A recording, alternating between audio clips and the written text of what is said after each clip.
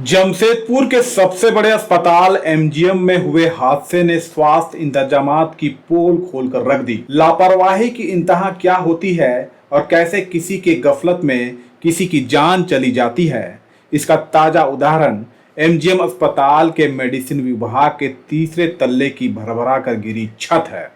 इसके चलते 3 मरीजों की बेवजह जान चली गई।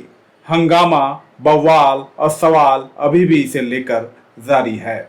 सबसे चौंकाने वाली बात तो यह है कि अस्पताल की बालकनी की जद में मरने वालों में जो 3 मरीज थे, उनका नाम डेविड जॉनसन, लुकास तिर्की और श्रीचंद ताती था। इनकी मौत मलबे में दबने से हो गई थी, जबकि एक बूढ़ी महिला को बचा लिया गया था। हादसे के बाद स्वास्थ्य मंत्री इरफान अंसारी ने देर रात एमजीएम का दौरा किया था और दोषियों के खिलाफ कार्रवाई और मृतक के परिजनों को 5-5 लाख रुपए मुआवजा देने की बात कही थी।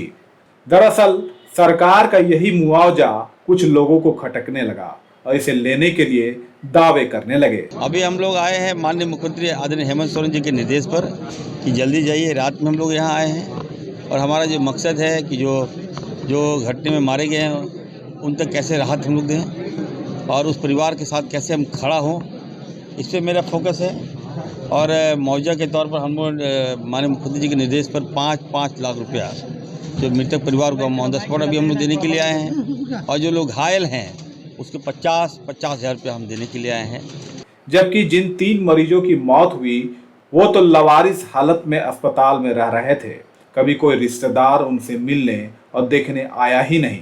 अब मुआवजे के लालच में कई लोग उनके रिश्तेदार होने का दावा कर रहे हैं, जबकि अस्पताल प्रशासन की माने तो इन मरीजों को उनके जीवन काल में ही किसी ने नहीं पूछा, तो भला अब परिवार होने का दावा करना बेबुनियाद है। 75 साल के बुजुर्ग डेविड जॉनसन, जिनकी मौत मलबे में दबने से हो गई, पिछले 5 साल से अस्पताल में भर्ती थे।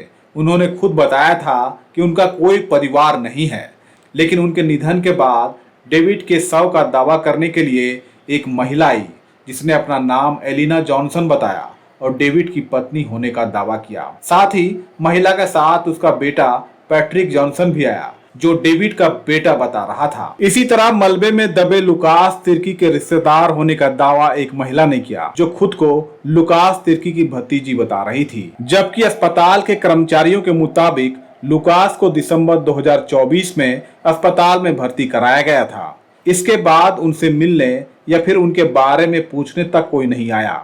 लुकास के रिश्तेदार होने की बात झूठी है। मृतक मरीज श्रीचंद की कहानी भी कुछ ऐसी ही है। अस्पताल के कर्मचारी के मुताबिक उनके भर्ती रहने के दौरान कोई उनसे मिलने तक नहीं आया।